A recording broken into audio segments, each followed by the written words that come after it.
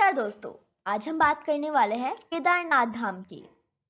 केदारनाथ धाम को 12 ज्योतिर्लिंग में विशेष माना गया है।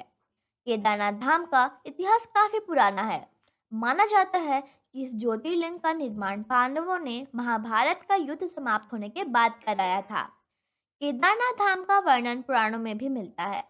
पुराणों के अनुसार केदारनाथ धाम को महिषानी भैंसे का पिछला भाग कहा गया है। मान्यता है कि सच्चे मन से जो भी केदारनाथ का स्मरण करता है उसकी मनोकामनाएं पूर्ण होती है।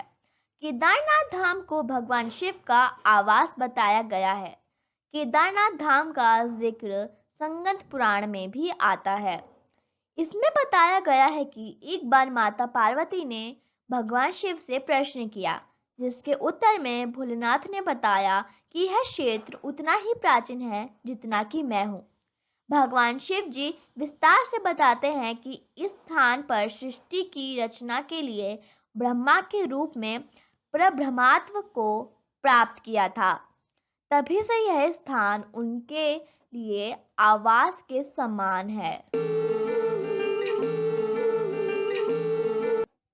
महाभारत के युद्ध में विजय होने पर पांडव भ्रातः हत्या के पाप से मुक्त पाना चाहते थे। इसके लिए वे भगवान शंकर का आशीर्वाद पाना चाहते थे, लेकिन वे उन लोगों से रुष्ट थे। इसलिए भगवान शंकर अंत ध्यान होकर केदार में जा बसे। पांडव उनका पीछा करते करते केदार पहुंच ही गए। भगवान शंकर ने तब एक भैंसे का रूप धारण कर लिया और वे अन्य पशुओं में जा मिले। अंततः भीम ने अपना विशाल रूप धारण कर 2 पहाड़ों पर पैर फैला दिया। अन्य सब गाय, बैल और भैंसे तो निकल गए, पर शंकर जी रूपी भैंसे पर के नीचे से जाने को तैयार नहीं हुए। भीम बलपूर्वक इस भैंसे पर झपटे, लेकिन भैंसा भूमि में अंतर ध्यान होने लगा। तब भीम ने बैल की त्रिकोणीय मत पीठ का भाग पकड़ लिया। भगवान शंकर पांडवों की भक्ति ढंग संकल्प देखकर प्रसन्न हो गए। उन्होंने तत्काल दर्शन देकर पांडवों को पाप मुक्त कर दिया। उसी समय से भगवान शंकर भैंसे की पीठ की आकृति पिंड के रूप में श्री केदारनाथ में पूजे जाते हैं। मंदिर 6 फीट ऊंचे चौकार चबूतरे पर बनाया गया है। इसके बाहरी प्रांगण में नंदी बैल वाहन के रूप में विराजमान है। इसकी दीवारें करीब 12 फुट मोटी है और यह मजबूत पत्थरों से बनाया गया है। यह बात आश्चर्य में डाल देती है कि इतने भारी पत्थरों को इतनी ऊंचाई पर लाके किस तरह मंदिर का निर्माण किया गया होगा। बाबा केदार का ये धाम काथीहुरी शैली में बना है। वहीं इस मंदिर की छत लकड़ी से बनी हुई है और इसके शिखर पर सोने का कलश रखा हुआ है। वहीं इस मंदिर को 3 भागों में बांटा गया है।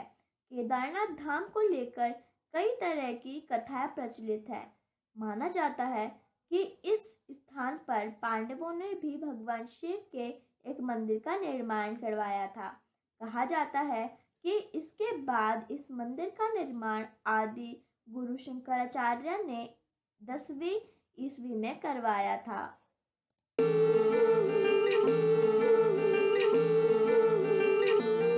इस दौरान हिमालय क्षेत्र में रहना बहुत मुश्किल होता है। दरअसल शीतकाल के समय हिमालय में जबरदस्त बर्फबारी होती है। इन कारणों से भी भैया दूज के बाद बाबा केदारनाथ के दर्शन रोक दिए जाते हैं और मंदिर के कपाट अगले 6 महीने के लिए बंद कर दिए जाते हैं।